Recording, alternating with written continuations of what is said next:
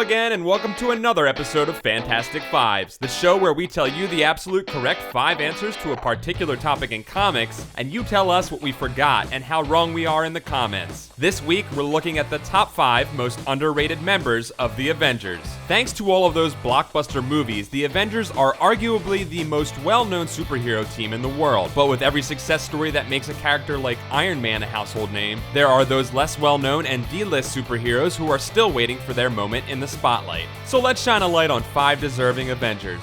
Number 5, Quasar. With a secret identity like Wendell Vaughn, Quasar is the kind of guy that can't help but be overlooked. No offense to all the Wendells watching this, but it's not the kind of name you think of when you think superhero. It's the kind of name you think of for someone that just kind of blends into the background, and that fact actually plays into Quasar's superhero origins. Wendell's bosses at S.H.I.E.L.D. didn't think he had what it took to be a field agent because he was too easygoing, but it was that laid-back nature that saved him from being destroyed when he put on the powerful cosmic weapons known as the quantum bands after a test pilot with an indomitable will was vaporized by them. Wendell's ability to work with the quantum bands instead of trying to bend them to his own will allowed him to use them to become the protector of the universe. Plus, he's one of the only Avengers confident enough to pull off a cape. Number 4, Darkhawk. As a teenager, Chris Powell found an amulet that let him swap places with a superpowered android body that he could mentally control to fight crime. I should just stop right now, because you're probably already losing your minds over how cool that sounds. Darkhawk is basically a take on the child-to-adult power fantasy made famous by Shazam/Captain Marvel and later perfected by Prime. Only instead of changing into a big, muscle-bound adult, he turns into a black and chrome android with Wolverine claws. So you know, to the extreme. Writers Dan Abnett and Andy Lanning seemed to have a soft spot for Darkhawk and gave him an important role in Marvel's cosmic War of the Kings event. So at least I'm in good company liking this guy. Number 3, 3D Man. How could I not put 3D Man at number 3? He has 3 times the physical abilities of a normal man. So we're clear, I'm not talking about the original 3D Man who was never an Avenger. I'm talking about Delroy Garrett, the hero formerly known as Triathlon. Garrett has the great kind of origin story you can only find in comics. A disgraced Olympic athlete is given amazing abilities to become a superhero by a media-savvy religious cult who secretly wants to conquer the world by summoning a triple evil power.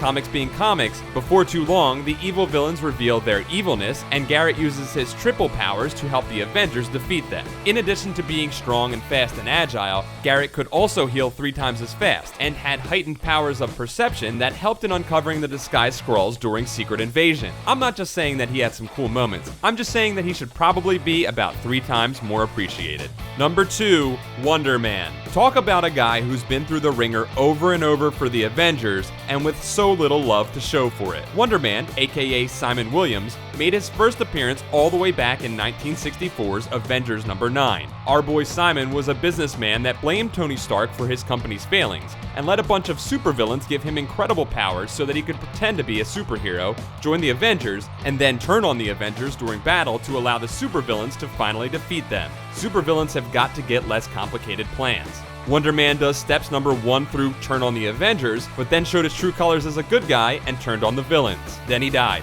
Don't worry though, because the Avengers saved his brainwaves in their computer. Then he was brought back from the dead multiple times by both heroes and villains to fight for and against the Avengers, which for my money really makes him the ultimate team player. If an Avengers story needs an ally or an enemy, Wonder Man is there. Number 1, Captain Marvel.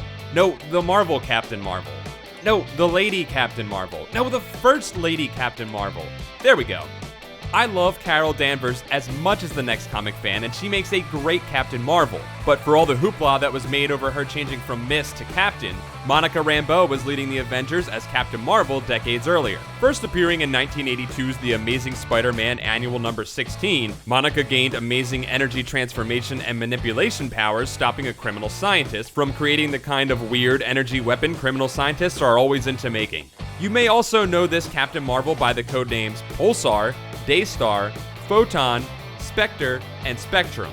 But that's not because she can't decide who she wants to be, but because Marvel couldn't decide who it wanted to call Captain Marvel. In spite of her time leading multiple Avenger teams and an endlessly entertaining stint as a member of Next Wave, she still doesn't get the credit I think she deserves. I'm not saying we have to get rid of Carol, but let's all take a minute to appreciate all the hard work Marvel's original Captain Marvel put in. That's it for this week. Check back next week when I'll probably list 5 more awesome things. Thanks for watching this episode of Fantastic Fives. Don't forget to like this video, subscribe to Comics Alliance for more comic facts, and check out comicsalliance.com for more comic awesomeness.